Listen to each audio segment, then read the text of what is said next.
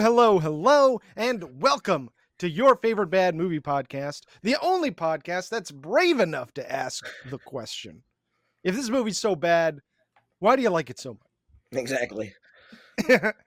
We're your hosts, and my name is Chris Anderson, and with me, as always, I have my beautiful wife, Anna Anderson. Hello. We do not have Greg this week. He has just been going through a lot, and hey, we all deserve a day. But we do have with us our first ever guest, our first ever returning guest, Oh boy. an animator, a musician, a filmmaker, an artist, the last Renaissance man. It's Preston Spurlock. Such a pleasure to be here. So good to see you again, Preston. How have you been? Pretty good. Busy. Real busy. Good to keep busy. Absolutely. So you chose this week's movie, and you chose Timothy Carrey's The World's Greatest Sinner. Correctamundo. So for any audience member who has not seen The World's Greatest Sinner, I have a very short review just to hold in your mind so you know the plot. And that is the following. Clarence Hilliard has a psychotic break and quits his job as an insurance salesman, changes his name to God Hilliard, and runs for president on the platform of turning everyone into immortal superhuman beings. That's the meat of it. What you see as a psychotic break, I really always consider more of an epiphany. There. I mean, the line is very fine between the two. Yeah. There is, he might be in the center of that Venn diagram. Yeah. So, Preston, what drew you to World's Greatest Sinner, and how did you first encounter World's Greatest Sinner? You know, the specific story has been lost to me, but I just, on one internet list or another of obscure titles, just identifying it as a very weird, underseen proto rock and roll movie, and it ticked off all my boxes. So I was determined to see it one way or another. Yeah. You know, I love a good outsider story. I love my weirdos and my fringe artists, and you know, and this seemed like ripe in that sense. Timothy Carrey is a fantastically interesting individual when you start looking into his biography, and you know, he's mostly known as a bit player, if at all. But this was his statement, his weird. Yeah. Strange statement. The only movie he ever wrote and directed. Well, not true. We'll get into that once we get to context. Oh boy. Well, okay. No, he made a pilot. Well, we'll get to it. We'll get to it. We'll get to it. We'll get to it. Oh, we'll get to it. And Anna, had you ever seen this one before? No. All right. Nice. Nor had I heard of it. What did you think of it? I liked it. It was very strange, but I liked it. Mm-hmm. I saw this one back in my Kim's Video days. This was one of the ones that was, you know, at that point really only available as like an 8th generation bootleg, you know, just something that if someone had described it to you, you would have get as much of an impression as you would have sitting down and watching it. It was just, you know, such a bad copy. Yeah. You could tell that even through this miasma of VHS duplication, that there was something underneath there that was like incredible and strange and unique. Yeah. But now that we were able to watch it on this new restored print that came out, it's on Criterion, no less. Yeah. Yeah, it's on Criterion right now, and it's a beautiful print. It looks fantastic, and you can really like appreciate it. Do you know what I mean? Mm-hmm. My copy is I have it here, not that anyone listening can see it, but it's kind of a screeder.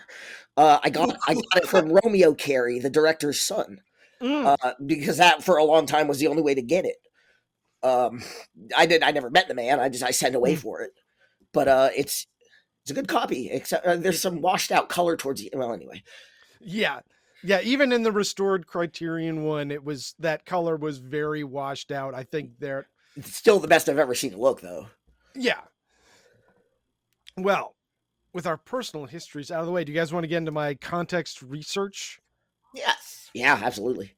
All right. Then I'm going to play the bumper that transitions to the next segment.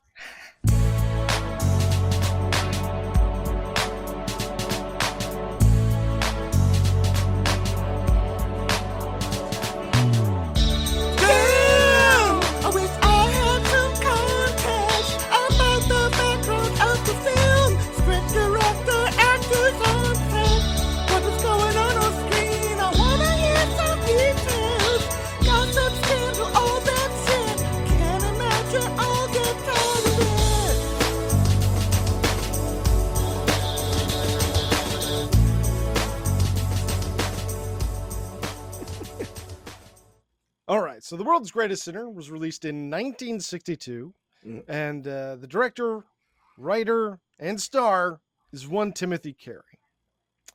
Timothy Carrey was a minor character actor, one could say, whose lanky 6'4" frame and manic off-kilter energy made him a perennial, hey, it's that guy kind of guy. Yeah. Well put.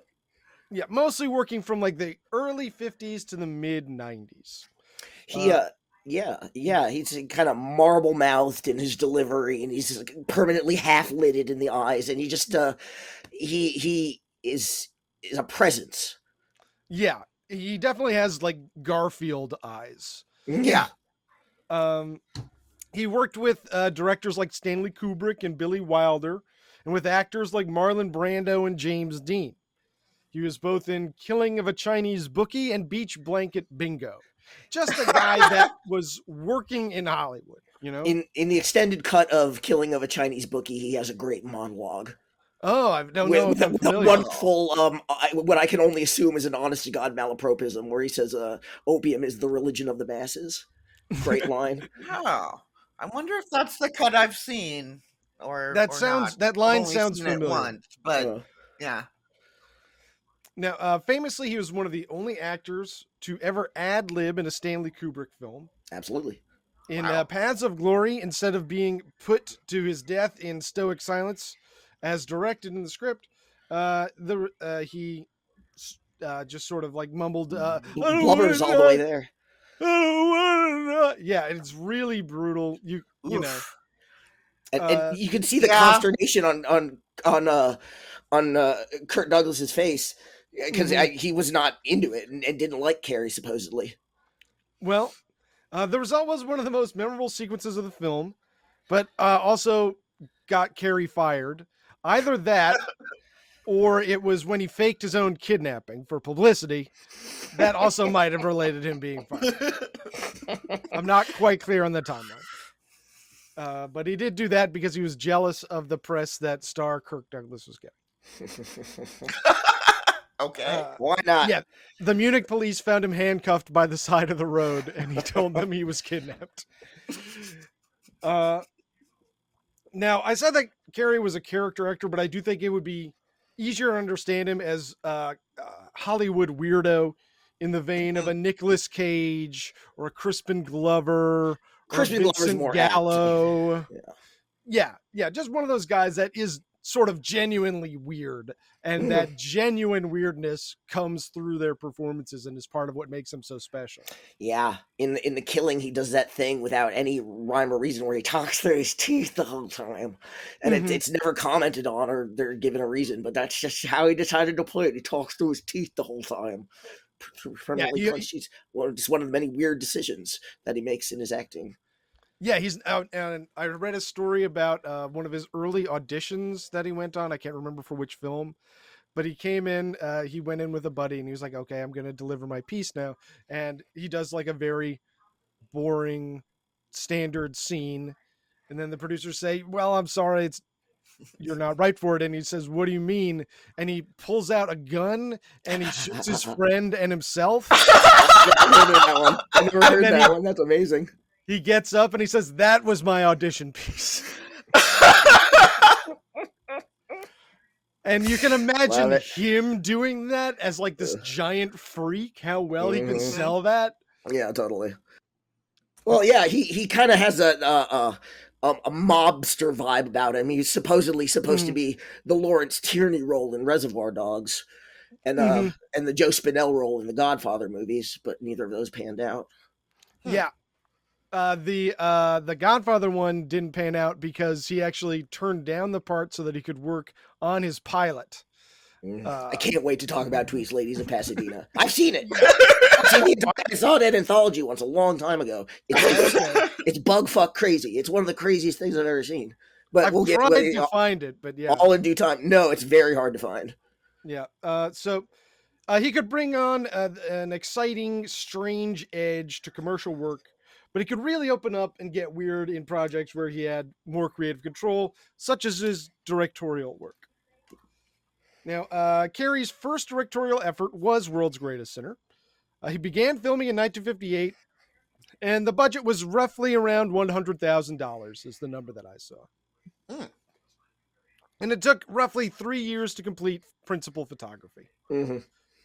During this time, Carrey continued to work in film and television to pay for the film as well as put food on the table. He had recently met his wife while shooting Paths of Glory in Germany.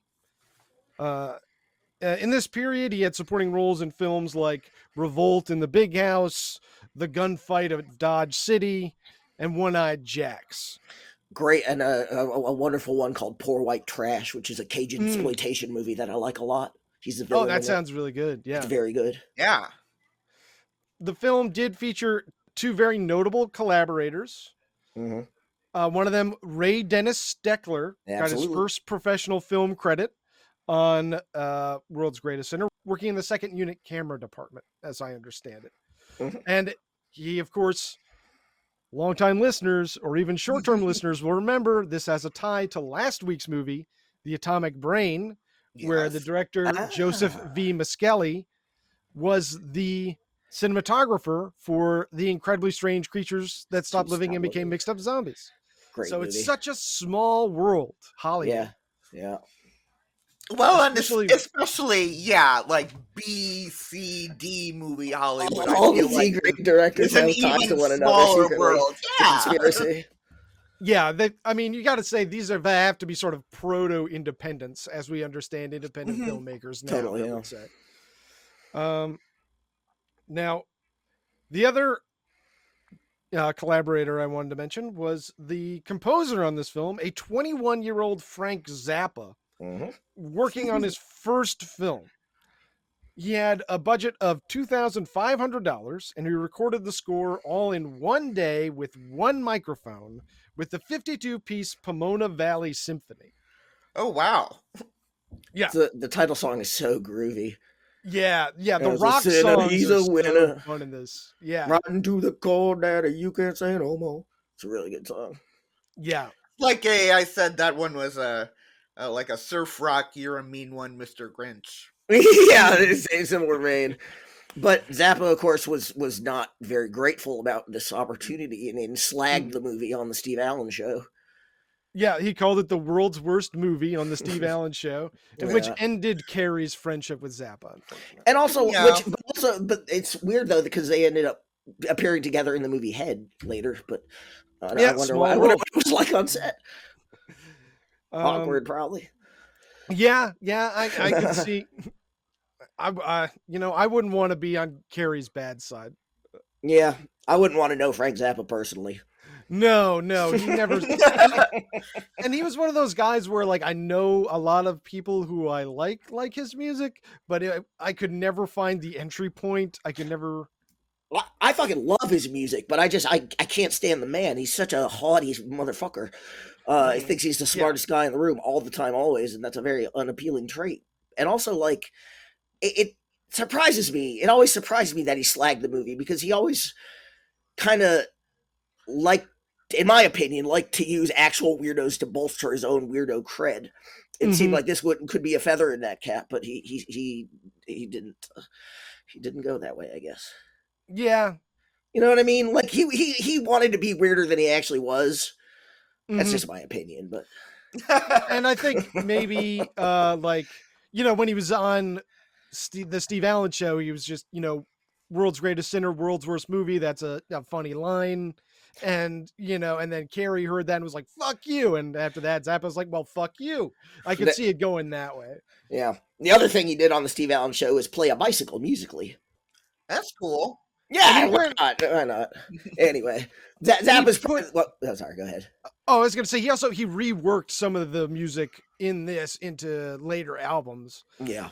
I mean, but he put out 70 albums? A jillion fucking albums. Yeah. He's easily the biggest legacy of the movie is his connection.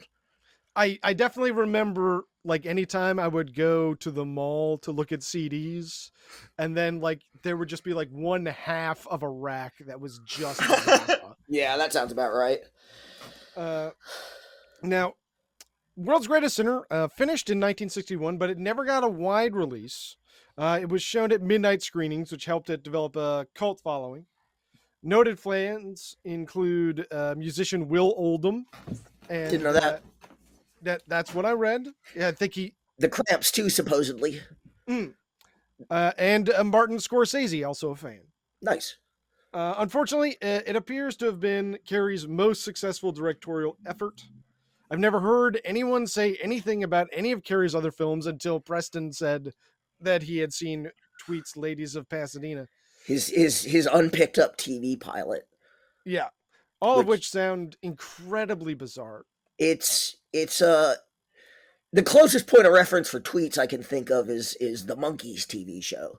Okay. It's got a similar sense of camp and madcap, but in a blender. It has no linear rhyme or reason. The basic premise is that Carrey plays an idiot man-child gardener named Tweet Twig. And Tweet Twig is the hapless foil for a group of roller skating old women called the Don't Drop a Stitch Knitting Club, who are on a mission to clothe the naked animals of the world. And that's the deal. But it doesn't. It's not really about that at all. That's just the log line. It's got some great weird voyeuristic footage of Bob Hope when he doesn't know he's being filmed. Okay. On a rose parade float. They managed to get themselves a rose parade float. I don't know. It's a really wild artifact. I saw it. There was a double feature at Anthology Film Archives several years ago with Sinner and Tweets. Wow. Yeah. I mean, that sounds incredible. It's really great. There's clips of it online, but the full thing is hard to find. I also read that Tweet can also raise animals from the dead. I didn't know that. Good. Thank God. This was what he turned down the role of Luca Brasi in The Godfather for. Yeah. It's like, I'm sorry, I'm really close to hitting with Tweet's Ladies of Pasadena. I think it's gonna get. I'm talking to somebody at NBC. Yeah. Now, he was supposed to be Luca Brasi. Yeah, that's okay. I was wrong then. I thought it was the Joe Spinell character. Anyway, and now a year before that, in 1978, he released a film called Fiore, where the log line for that one: Fiore Reed is a car wash worker who turns detective and tries to solve a necrophilia/murder case so he can use the reward money to pay for his girlfriend's art school tuition. Nice. All right. Great. I would watch that in a second. I would watch that in a fucking second. I could see that being a movie made in 2005 starring Joseph Gordon-Levitt. He did also in 1994, he directed The Insect Trainer, where Guasti Q. Guasti, how's that for a character name? Yeah. Guasti Q. Guasti is convicted of murder after farting so powerfully that a woman falls from her chair, hits the floor, and dies. He had a thing about flatulence. He believed it was. He believed it had actual healing properties or some such. He was very serious about the spiritual implications of flatulence. I don't know. Yeah, that doesn't surprise me. I feel like. Given this movie, he was also interested in feet. Yeah. Yeah. I did see him make a couple plays for some toesies in the course of the film. Well, I think that just means it's probably time for us to get down to it. You guys want me to play the plot bumper? Yes. Yes, indeed. Yeah. All right.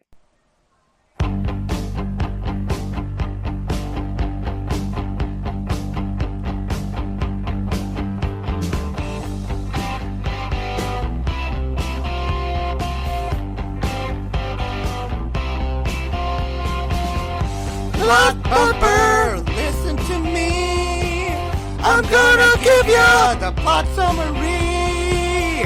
Come on, baby, here's the synopsis. Plot bumper, plot bumper.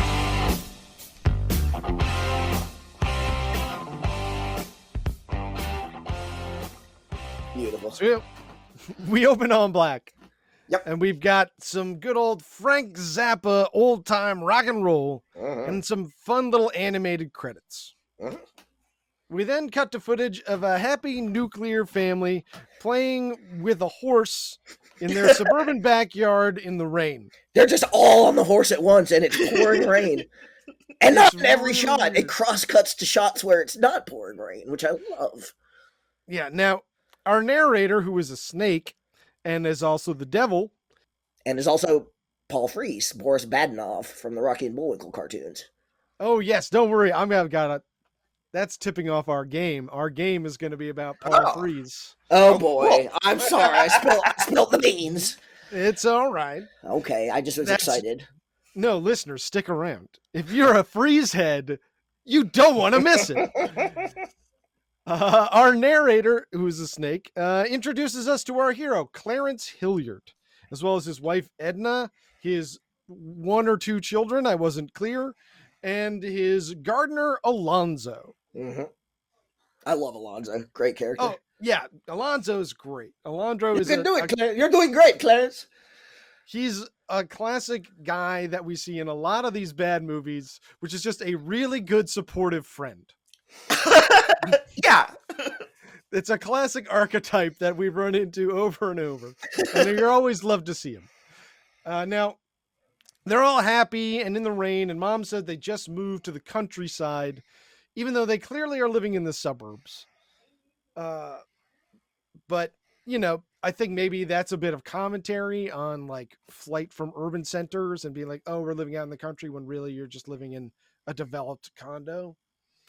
That was my I read think on you're that. reading too far into that. I don't Yeah. know. I did a lot of reading on this one. I did a lot of reading and it was fun, you know. Reading is fundamental. Now, despite this idyllic white picket fence life, Clarence seems to be cracking up at the seams. He's at his insurance job. He starts telling people that they shouldn't get insurance. He gives all of his employees a day off. And his boss is like, what are you doing? He's like, I hate insurance. I 100% hate insurance. I hate it here. I hate you. Charlie, I'm fed up. I can't do this anymore. And then, so he gets fired by his boss, Charlie Novikov. And now he gets to do something different. He goes home and he tells his wife that he got fired. And maybe he wants to write a book or become a politician. Something. He wants to be somebody. He puts her to bed and then hops on the back of his loyal horse, Rex. And he tells Rex, I want to make life eternal. Someday people will never die. And then Rex never appears again in the film. Wow, really?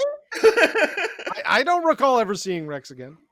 That huge dog is also his, actually his. Supposedly, this is a maybe an apocryphal story, but supposedly he was friendly with John Cassavetes. John Cassavetes was one of the few directors who actually liked him as a person.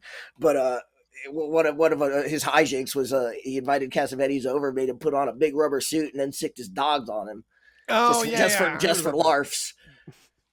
I mean, that would be pretty fun. I'd love to stick a pack of dogs on John Cassavetes. Yeah, I love it. I just fucking love it. Now, the next day, Clarence tells Alonzo about his plan, and Alonzo is psyched. Alonzo is instantly on board. Yes, you will be president by telling everyone that they will become God. That's his plan. Foolproof. Yeah.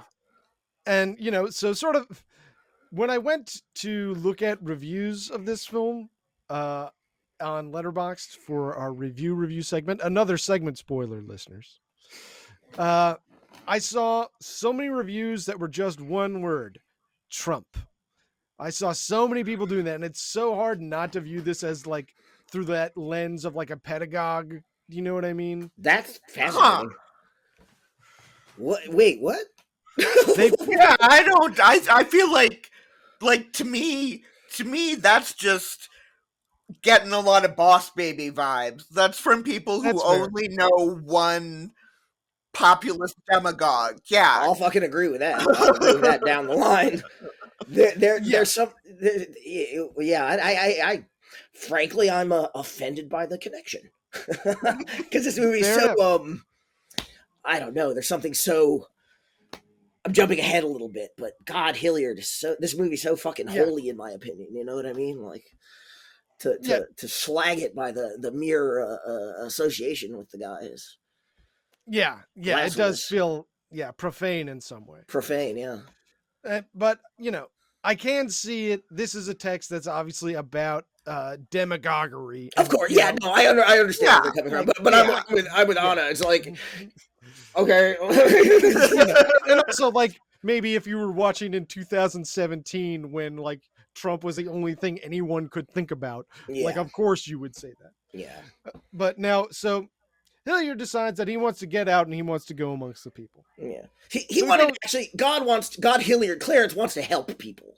He doesn't. He wants people to become their own God. He wants people to find their own salvation to some degree, which I think puts him squarely out of Trump territory. Fair enough. That's all I'll say about that. Now, so it sounds like you're a Hilliard fan. It sounds like Hilliard's got your vote. Do you think he was faking the funk, or do you think he genuinely believed what he was doing? Well, the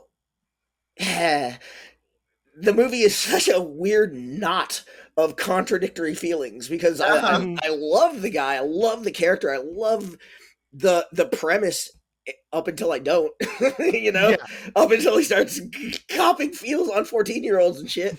But spoiler alert. But it's I like the Verve. Yeah, he's got great energy. Yeah.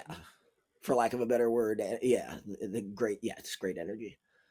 So he goes down to a local rock and roll show, and this is where he begins to get that energy. Yeah, Daddy's just got to go out. Just got to go out. I love that line. Yeah. And he does, and the rock show is really cool. It's got like a surprisingly mixed race crowd and a mixed race and mixed gender band that's playing. Yeah, very true. Yeah, it was really cool. Like, oh, hey, look at this is like not how you think of rock and roll in that era, because it's all of our cultural memory comes from movies that were so like censored and you couldn't show like an interracial grouping of people. Yeah. And so it's cool to know that like rock and roll was part of bridging a racial divide, Yeah. I'll agree with that. Yeah, and God has just a great time at the show, completely blows his mind. He's like, rock and roll is so powerful. He's practically putting his face into the saxophone bell. Yeah, he's hypnotized. So he meets up with Alonzo and Alonzo's lady friend, Nate, and they all agree that Hilliard should start using rock music to get people's attention. It's a wonderful edit. He's at the concert and he's just loving it, and then it cuts straight to him in his office strumming the guitar badly. I love that edit.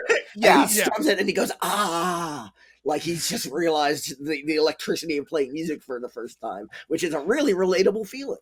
Yeah, it's really his journey is so understandable. Now Alonzo and Nate say they're going to get some of the fellas together and they're going to start him a band. That's what he needs, is a whole band. Which, that's having other people start a band for you. That's the dream. Yeah. Starting a band yourself is so much fucking work, just to be like a guy who's like, I need to find 3 other musicians that don't know what to do with themselves. Yeah. Corralling people towards any kind of common artistic goal is always difficult unless you have a great political platform to go along with it. It's true.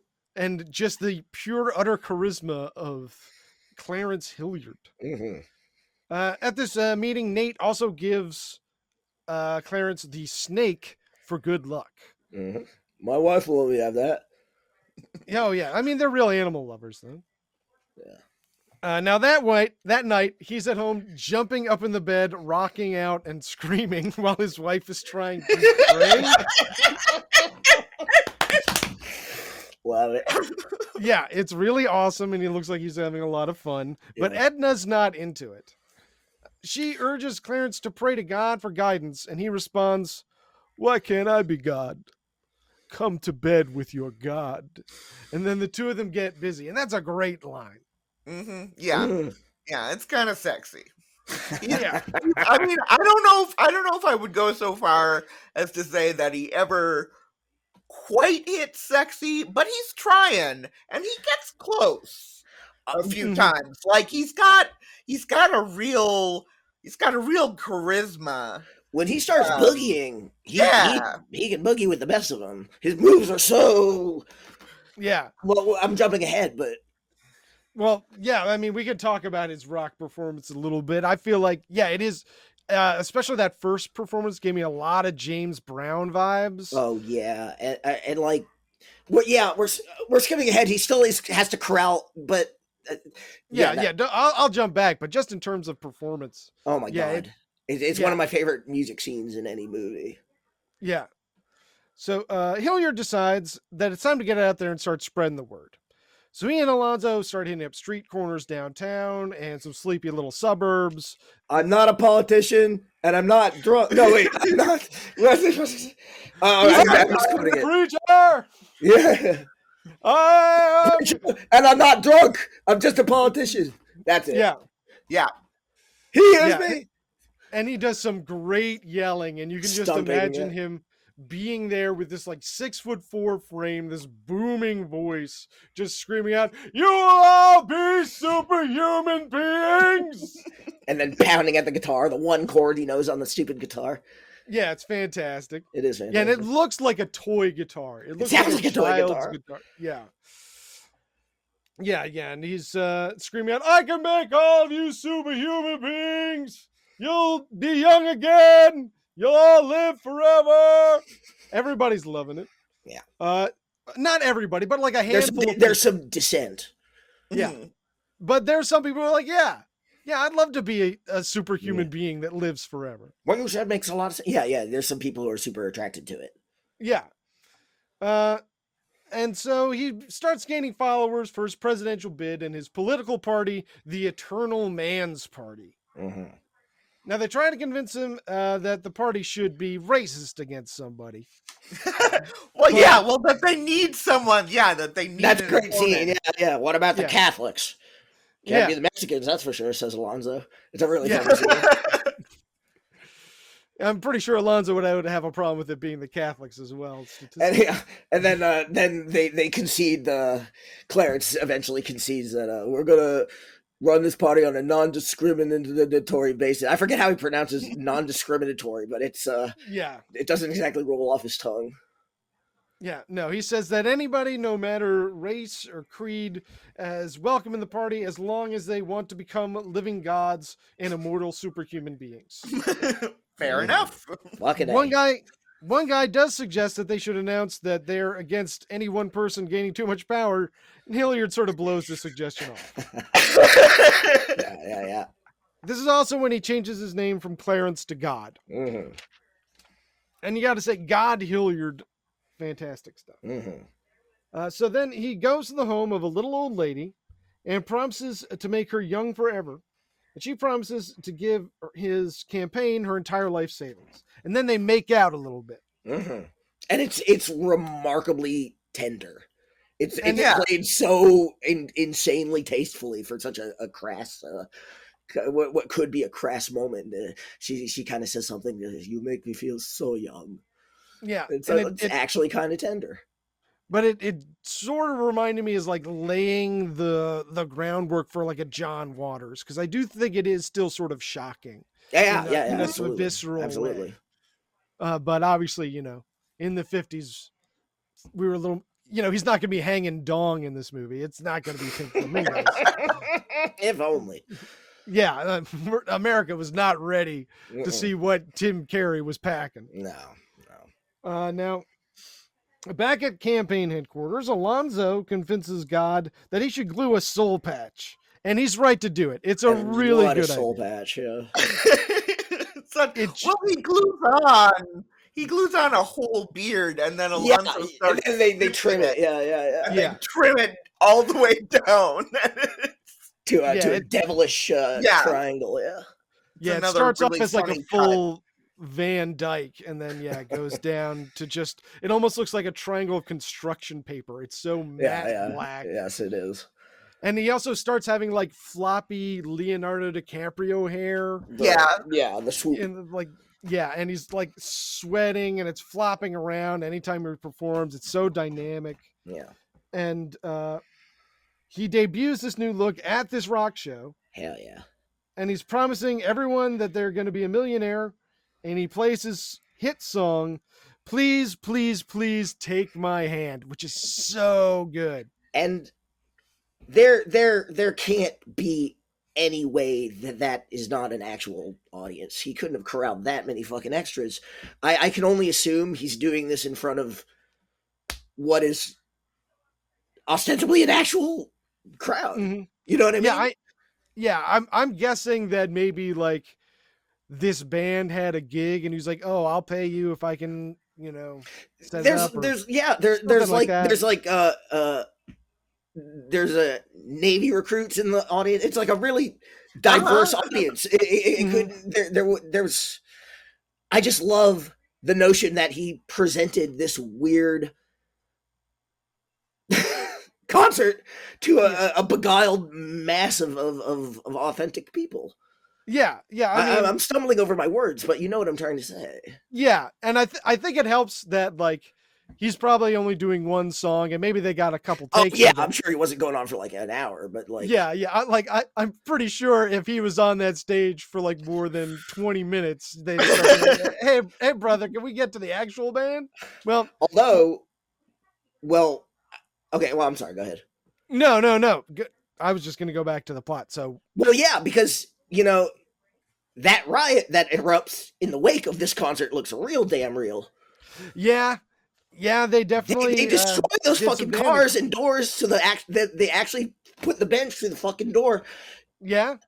I wonder how much of that was, Well, I imagine...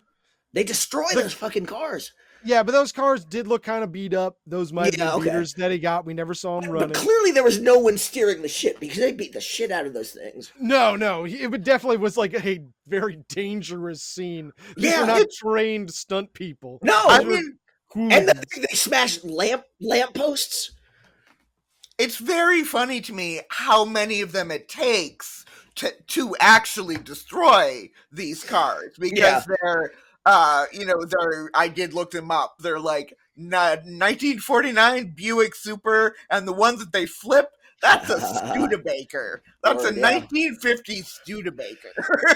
The muscly machine. Mm-hmm. Yeah, and what are you fucking trying to accomplish? I love that scene, but it also like gives me the willies kind of. Yeah, it is frightening to see a crowd going that mad. Yeah. Now, the crowd does love it, and they're very receptive when Alonzo starts passing out pamphlets. Mm-hmm. They all start a riot chanting, "We're all gods." That's a very disturbing thing for a crowd to be chanting. Yeah. A riot. And the proprietor of the arena is trying to get them to disperse, and they fucking won't. Yeah, and then they bust back into the arena to attack him. Mm-hmm. Also... God backstage makes out with Nate. He's been kissing all over the place. He's been kissing gals like crazy. Mm. Now, all these sort of shenanigans are starting to cause trouble at home for God. His wife and mother are none too pleased with what he's doing, but he doesn't really care. He's got bigger things on his mind. Yeah, like his next rock and roll show. He has another raucous performance of Please, Please, Please Take My Hand. And then afterwards, God meets a sort of shady political operator. Every political thriller has to have a kingmaker character. Yes, he's definitely which is funny because you figure there's already the devil in this movie. Like I don't, Yeah, it right? seems like that would have been where this was going. But it seems like this character and the devil were going to interact at some point, and they never do. Well, no, he's, this is sort of starting to touch on the question of whether or not it's a good movie, because he's not an important character. He's like, he's totally extraneous, but I love that character. There's no need for him, but I love that character. So, it's, and he's also one of the better actors in the movie. Oh, also true. Yeah, also true. Now, he tells God that he has the resources, the cash, and the connections to take the Eternal Man's party to the next level. He just needs God to stop playing guitar because it looks kind of hokey. People won't take it. Boo. Yeah, thumbs down to that, but God's on board with it. Yeah. He smashes his guitar on the spot. Yeah. So now he's got phone banks. He's holding press conferences. The reporters don't take him very seriously, but God doesn't mind. He says, if they believed in what I was doing, they'd try to stop me. Yeah. Which is such a chilling line. Awesome. Yeah. He goes back to his office and he makes out with a 14-year-old. Mm-hmm. This is the third person that we've seen him French kiss that isn't his wife. So he decides maybe it's best if Edna takes the kids on a little trip to literally anywhere he doesn't care. Meanwhile, his message continues to spread. He gains more followers. He keeps giving speeches and holding rallies. Edna comes back around. They say it's been a year. He's been on the campaign trail for a year at this point. Yeah. Edna comes back, hoping that they can sort of reconcile, but God's not interested. His daughter urges him to come back to God, the one from the Bible, not God himself. And he slaps, I think it was either a Bible or a container of communion wafers. I'm not sure. It's hard to tell. The wafers would make sense given the wafer imagery in the last act, but some sort of holy object. Item. Yeah.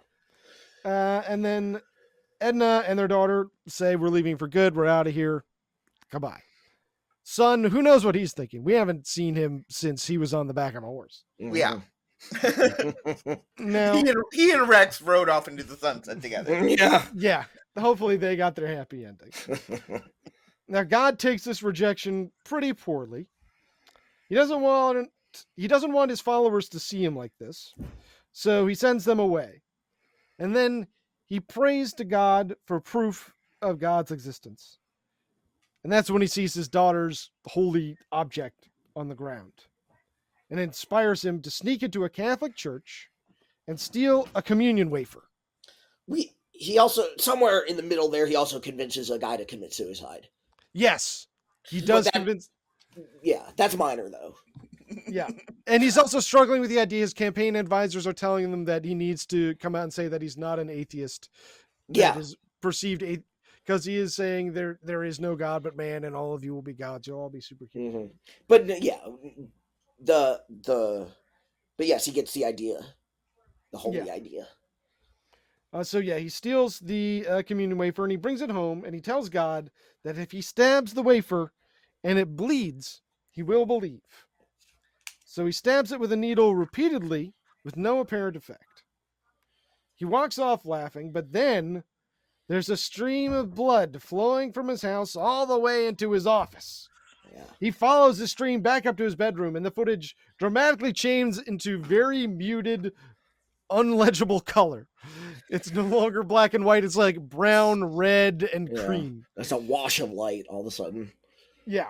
Oh, I still found it very it was very powerful. evocative and powerful and it's an awesome ending and good use of color. And I love the climax of the movie where he's just running, following the trail, and there's the members are running after him, and it double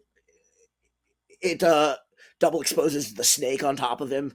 There's something, I don't know, that the chase is so uncanny. It reminds me of, y'all seen the Jim Henson movie Timepiece?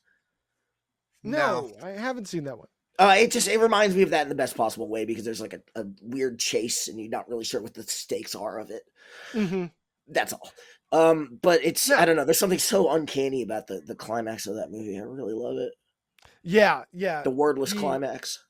Yeah, he like falls to the ground weeping, and we cut to a close up of the bleeding communion wafer, and roll credits. And the credits are really cool because it's all just iconography. Yeah. And then people's names, instead of saying like what their job is, like the editor, it's just footage of film being cut with a pair of scissors. Yeah, really fun. Yeah. And then the final credit, the beginning, which goes out such a bang. I would have loved it if there was a World's Greatest Sinner too. And that's the plot of the film. Congratulations, everybody. We made it. So, final thoughts, 5-star ratings. Anybody want to go first? Yeah, happily. I mean, this is one of my favorite movies of all time. I can't. It embodies so many things I fucking love about art. The punk rockness of just picking up a guitar and not knowing how to play it, and then just whipping people into a frenzy with it is. I you know, like I said earlier, it's a relatable feeling. I love the cheekiness and the crassness of the messaging. I don't know. It's just I'm bumbling. You're overwhelmed. You've got overwhelmed. This movie overwhelms me. Yeah, much in the way that God Hilliard is overwhelmed by the massive room full of light at the very end. It just fills me with all the best kind of emotions, and I love it that it's just a weird object. That is certainly true. That sounds like a classic 5 stars from Preston. Yeah. How about you, Anna? Where did you land on it? I'd give this 4 stars. It's Okay. it's very much a passion project.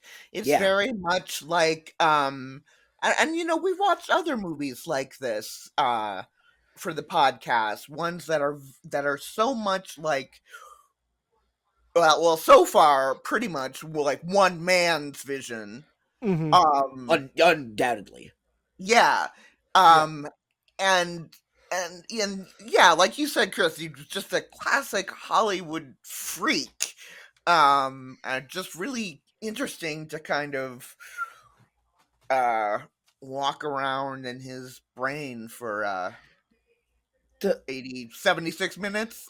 It does have a classic tight runtime. You can't complain about that. The best thing you can get out of a movie, in my opinion, is a great vision.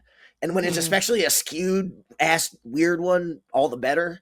And this just scratches that itch so hard. For sure. Yeah, I'm going to give this one a solid 5 stars. You know, and it's not the type of movie like I said in Ghoulies Go to College, where it's all set them up and knock them down. You know, this is not like a tightly plotted movie. This isn't like I'm looking at a masterly crafted watch. This is someone's exploding out onto the screen. Yeah. This is the id just made large. Yeah. It's like when you start breaking it down, like the messaging doesn't really make sense. And like, why is he a politician? And again, like if you start bringing that kind of checklist to it, it falls apart, but you don't need to.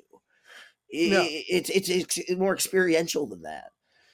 And you know, like why, you know, there's shots of it are completely out of focus. It just doesn't matter. It doesn't hamper the enjoyment of it. No, this is 100% a vibes movie, and the vibes are a vibes movie. And there's one where you're talking about out of focus. When he starts praying. That's the exact shot I'm thinking of. Yeah, his face is out of focus, and it's badly. And you know what? I don't know. It works. It catches the glint in his fucking manic eyes. Yeah, because it really works. It's really it's really like frightening and on purpose, but it totally works. Because it's the character's identity sort of continuing to dissolve, you know? Yeah, totally. Mm. Yeah. Yeah. I mean, the best art is art that makes you feel something. And I think this art makes you really feel something. It makes you feel a lot of things. I also love art that leaves you with more questions than answers, which I think this is also an example of. Yeah, this is not one that like colors into all the corners. You know what I mean? No one's gonna make a world's greatest sinner wiki. Yeah, there's a lot of like what. You're left with a lot of what and why afterwards, which is great.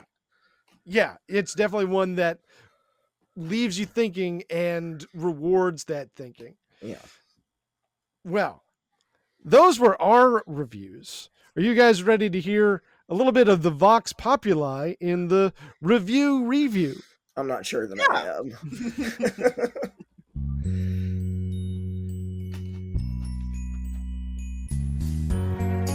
Review, where we review reviews. You wrote a review of the film, now we're going to review you. Review, review.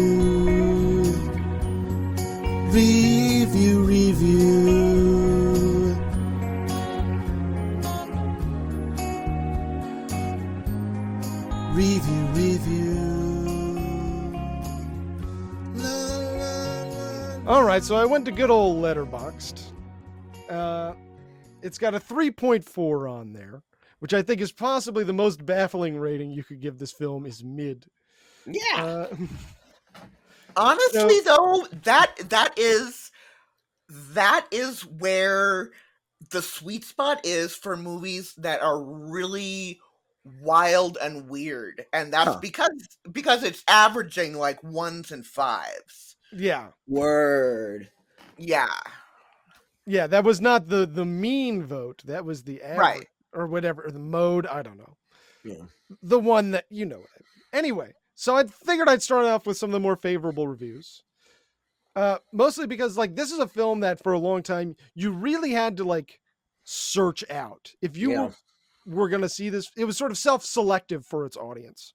But now that it's out on Criterion, it's available to a wider audience. More people who might just sort of stumble on it. Do you know what I mean? Of course. And but here are some positive ones. Boob McNutt gave it 4.5 stars. Starts with Zappa doo-wop and doesn't stop. This movie is what rock and roll felt like to old people in 1952. Yeah. Yeah, why not? Why not?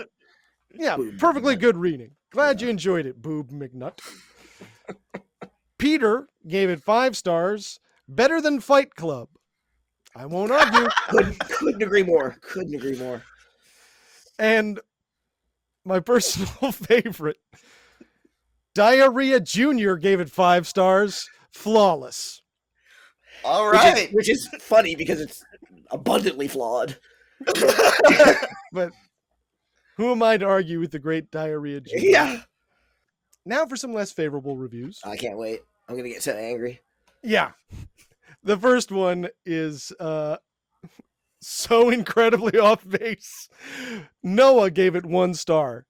The premise is clearly being put on by the church, but the main guy is legitimately creepy. How could you watch this and think the church paid for this movie? That's... Yeah! What? Jeez. What fucking... First of all, it's explicitly Catholic. Do you think the Catholic Church is going to do this? The church has a god already, right? Anth gave it 1.5 star. I wasn't happy with the ending because I'm an atheist and I don't believe in a higher power at all.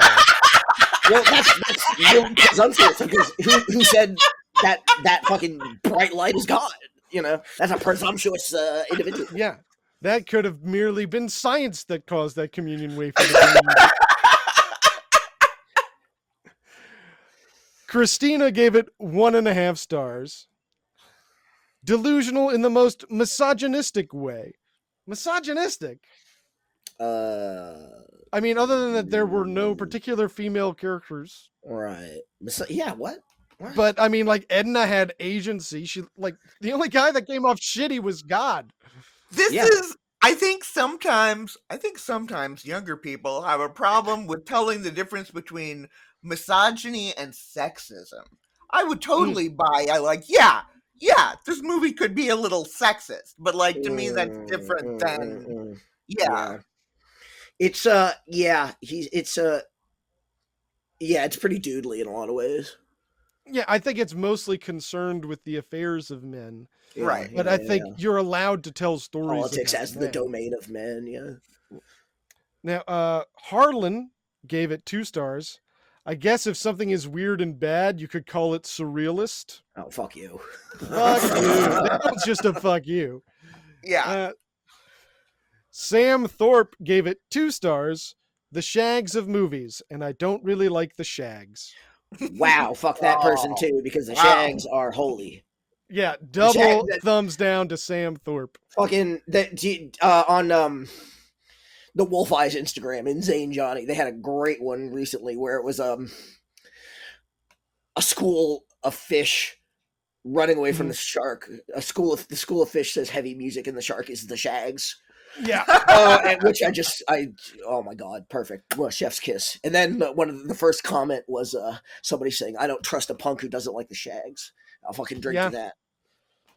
So I love the Shags. Yeah, you've worked with the Shags, haven't you? Yeah, I did a music video for Dot Wigan a few years back. She's full a disclosure. Yeah, well, yeah, I'm biased, but no, they're in my top 10 easily. That album is, I mean, how many perfect albums exist? I think Philosophy of the World is a perfect album. Yeah, Dot Wigan had a comeback album, big air quotes, a few years back. It was the Dot Wigan Band on Alternative Tentacles Records, and I did a music video for their song Banana Bike. Right on. Yeah, nice, fun jam. Well, anyway, that brings us to the end of the review. So now it's just time for a little bit of a Paul Frees game that we hinted before. Okay. Yes, freeze tag. And it's gonna be 2 out of 3 are real. Great. He's this guy. He's that guy. But there ain't no way he ever played the third guy. I know how you feel. But 2 out of 3 are real. I said I know how you feel. But 2 out of 3 are real. Baby, we can talk all night. But now it's time for the segment.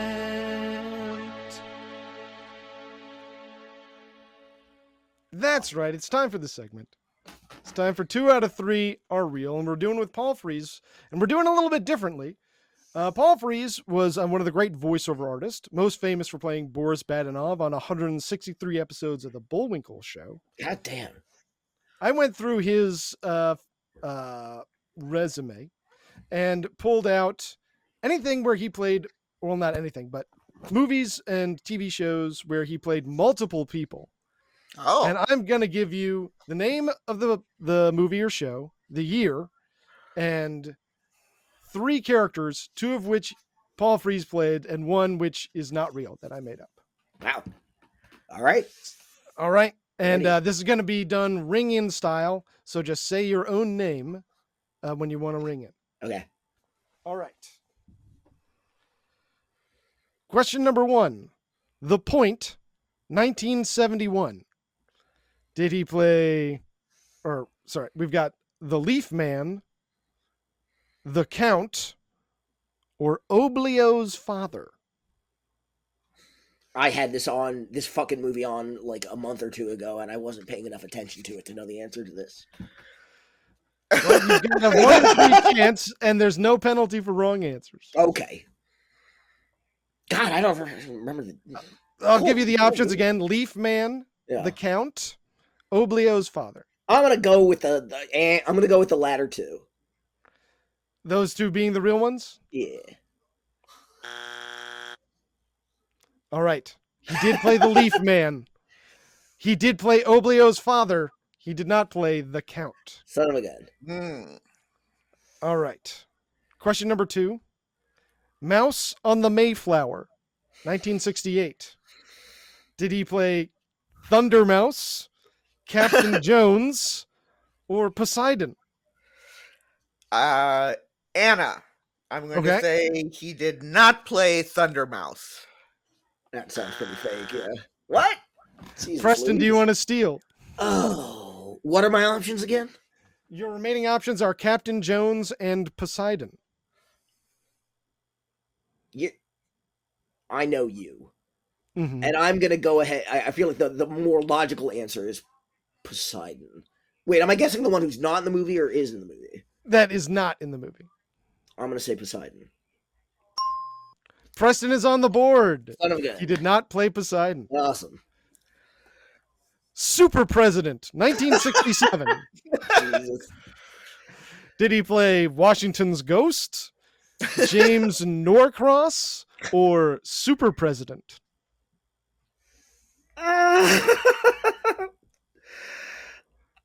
What?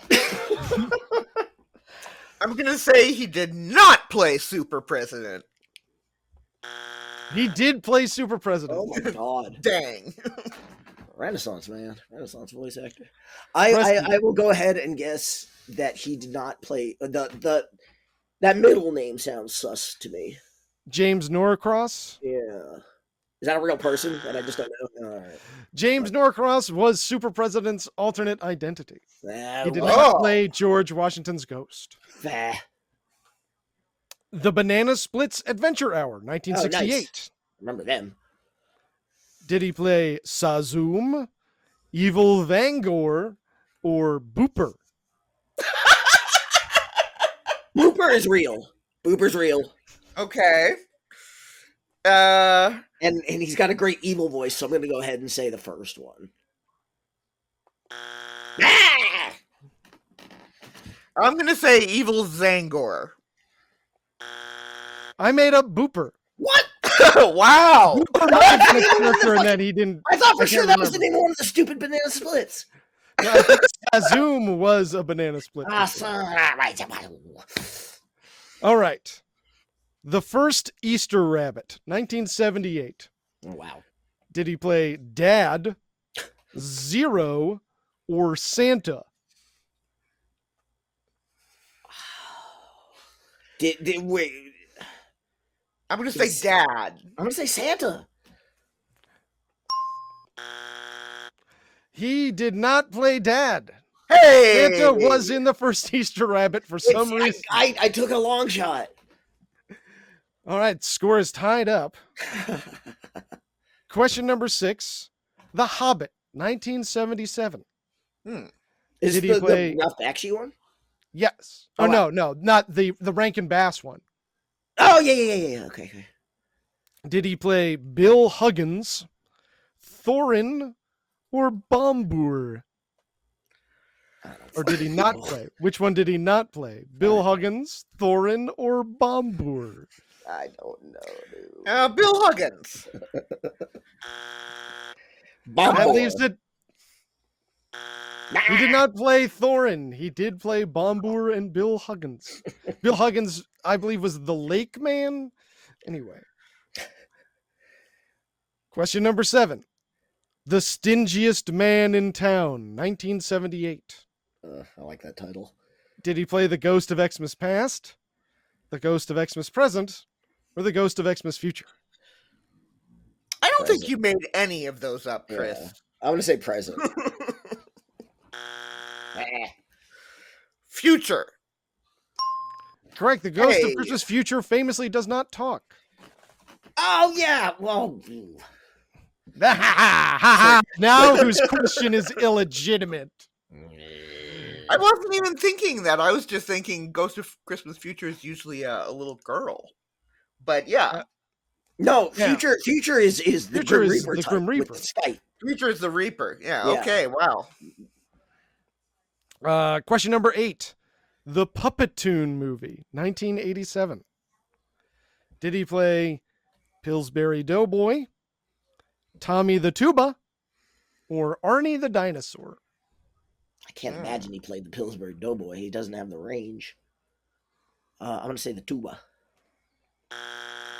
Okay. I'm going to say the Pillsbury Doughboy. Oh, wait, no. I'm sorry. Preston got it right. Awesome. He did not play Tommy the Tuba. He did play the Pillsbury Doughboy. No, I said the tuba. I was wrong. No. You're supposed to guess what he didn't do. Oh, okay, good. Yes. Man, he was the original Pillsbury Doughboy. That's crazy. Because I think he's like a kind of a baritone. The Pillsbury Doughboy is a little screechy guy. He's got a range, I suppose. I guess so. I mean, just like a Mel Blanc, you know. Yeah. All right, last one. I believe Preston is in the lead, 2-1. Donald Duck in Mathemagic Land, 1959. A classic for middle school I've seen math this class. one. I didn't know he was in it. Oh. Did he play, or did he not play, rather, the True Spirit of Adventure, Pie Creature, or Mean Mr. Minus? Pie Creature. Your chance to tie it up. Mean Mr. Minus. Nice. Correctamundo. It's a tie. Congratulations Is there a to both of tiebreaker? you. I would just leave it at a tie. No, you leave it as a tie. Piff. I'm not going to bother writing a question that I'm not going to use. Congratulations. Yeah, I did make up Mean Mr. Minus. It's great. Yeah, I bought it. Well, with that,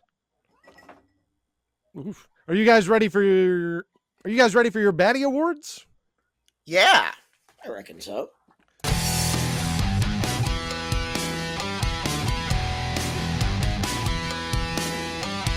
Now you're messing with the Batty Awards. Now you're messing with the Batty Awards. Now you're messing with the Batty Awards. Now you're messing with the Batty Awards.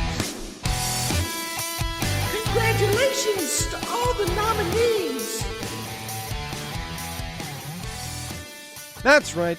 Congratulations to all our nominees. It's the Batty Awards. I'll go first. And I will give my Batty Award to Best Suit. And that is obviously God's gold lame suit. Yeah, that's a good one. Yeah. Reports put it as either being silver or gold. But he did wear it to the premiere at the Vista Continental Theater on January 30th, 1963, where he also fired a .38 caliber revolver over the heads of the assembled crowd in order to get them hyped up. Yes. Okay. Yeah. Yeah. I would have gotten excited, I guess. But yeah, this suit looks so good on film. The way it shimmers, when he's doing his shimmying dance, it looks so cool. And he really it seems, frankly, given his body type, it's bespoke. Like that's definitely tailored to him. Yeah, really. And yeah, when he takes it off and he's wearing like a short sleeve under it, and it has God embroidered above the pocket. Totally. So cool. Totally. It's just a solid look. Has to be best suit. Anna, would you like to give out your Batty Award?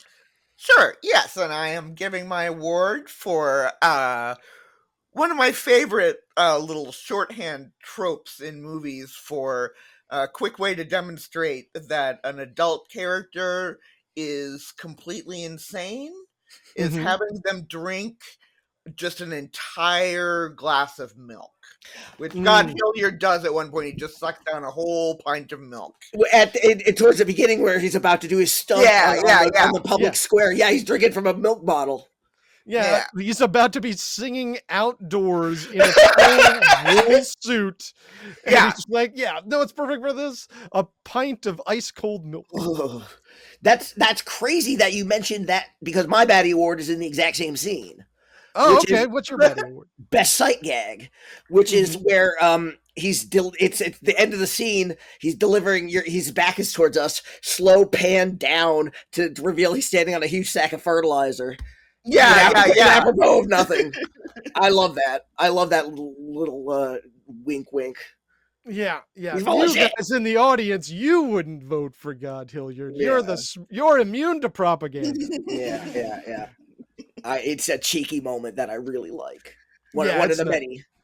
Yeah, and I think it's one of the ones that like does sort of because this film could kind of be a little disturbing or scary if it didn't have these moments where it cut itself a little bit. You wonder where keeps it fun. You wonder where the man himself is coming from. And Yeah. he's in on the joke when he reveals something. Yeah. Like that. Yeah. Yeah, you know that he's not God Hilliard isn't making this movie. No, it's exactly, precisely. And he can Well- he's got a sense of humor. Yeah. Well, that comes to the end of our show. Congratulations to all the winners of Batting Awards. Congratulations to you, listeners of the show. And Preston, thank you so much for coming on again and choosing another incredible movie. You bring the heat every time. So much fun. I really enjoyed it. Well, thank you. Now, I know you sent me a sneak preview of your album, Yeah. Persona non grata. Yeah. And I listened to it today. It was fantastic. Thanks so much. Great. You've got some very, grounding, approachable drum machine loops for like an entryway, and you've got your trademark vulnerable vocals behind like a thin veil of reverb for modesty, and then just some of the wildest stuff happening on synth. It's just so much fun to listen to. It's great stuff. Thank you for giving it a listen. And you're actively shopping for a label for this. Yeah, I'd love for somebody to make a little run of tapes or something, but so far no takers, but we'll see. Well, I'm going to put one track as the closing credits of the episode. So listeners, make sure you stick around for that. Preston, you will have to watch me and Anna listen to the song in silence for its complete duration. I hope that's not too nightmarish for you. No, I can deal. It's no, we can actually talk over it. I'll just mute it. It's okay. There's it's you doing track 11? Yes, sir. It's an angry, bitter song about influencer culture. Which, so it's kind of Zappa-ish in that, like, I'm a big Zappa fan of this one Zappa song called "I Am the Slime," which is where he's singing from the point of view of pernicious television shows. This is that, but for TikTok. If TikTok were a malevolent force singing its own theme song, it would be this. Okay. Beautiful. Well, now that we've come down against that, do you have anything to plug? Where can people find your socials? Well, I'm on Instagram. My handle is actually _Preston_Spurlock. I've got a Bandcamp page, whatever the naming convention is for Bandcamp. I'm on there, Preston Spurlock. All my music is free to download and to remix if you're into that sort of thing. Sample away. Working on some music videos for some bands right now. Working on one for a band called Bummer Camp, who I've made a few videos for in the past. One for a band called Milk Street from Bangor, Maine. That's going really well. Oh, sick. Yeah. Just trying to keep busy, That's awesome. I'm so glad to hear it. Yeah. Thank you so much again. It's so good to see you. My sincere pleasure to be with you both. Yeah. I'm just going to start plugging our stuff real quick. Yeah. First of all, listeners, it's time to get excited. This was obviously our election year special. Our next episode, we're starting up spooky season. We're going to have 3 weeks of horror movies that are host picks. It's our Halloween spooktacular. Nice. I'm gonna come up with some kind of fun name. Just you know me, you guys. I'm gonna figure it out. Your favorite bad horror movie. Yeah, something punchy. And we're starting off with Greg's pick. We're gonna be doing Contamination. I've never seen it. I'm very excited. Never heard of that. It's an Italian one from 1980. Preston, you'll definitely want to check out this episode. I will. And also, You're probably about to stop listening to the episode. You're about to fast forward on your phone. You're about to do whatever it is that you're going to do so that you can stop listening to me. So you'll have your phone in your hands. While you've got it in your hands, why don't you give us a quick 5 stars or a follow or a subscribe? That sort of vibe.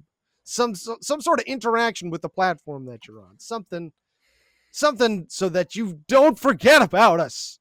It's social media. Yes. Be social. Also, speaking of being social, the best thing that you can do is word of mouth. You know, if you're like me, you show up at work and your coworker's like, "What did you do last night?" And you're like, "Oh, fuck, what did I do?" Tell them that you listen to this podcast. Your buddy's catching up with you. Say, "Hey, I haven't seen you in a while. What have you been doing lately?" "Oh, fuck, what? I haven't been doing anything lately." "Oh, hey, I've been listening to this podcast." Tell them about it. You can get through that awkward social interaction. Let us help you. If you want to reach out to us, you can email us at favoritebadmoviepod@gmail.com. If you want to find us on Instagram, we're on there at yourfavoritebadmoviepod. You can also find us on Blue Sky, where we've got favoritebadmovie.bsky.social. You can find us on YouTube, where we've got a bunch of fun trailers that I'm doing for the episodes. Definitely want to check them out, get a good idea of what these movies look like, and just get hyped. If you don't want to actually watch the whole thing, I get that. And yeah, we've also got a Discord, but I don't have an easy way to get you there. So just shoot me an email and I'll shoot you an invite. We're going to address this issue at some point. Anyway, until next time, be good. Goodbye. Good night.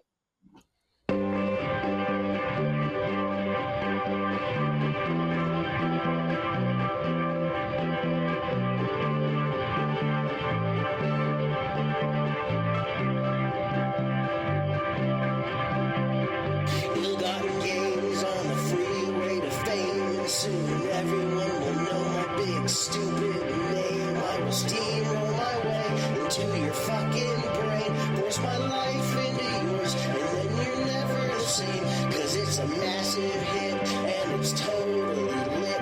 Whether you want to or not, you'll know the smell of my shit. Kick my legs back and sit, and take up space in your psyche. Do you decide what you like? No, not fucking likely. I'll decide it for you, because you want it that way. I'll decide what you think, and you drink, and you say, and you wear, and you hear, and you eat, and all that shit. And the fact that it's like this is totally batshit. I'm a fucking taste maker, and a big influencer, and an entrepreneur, and a cultural cancer.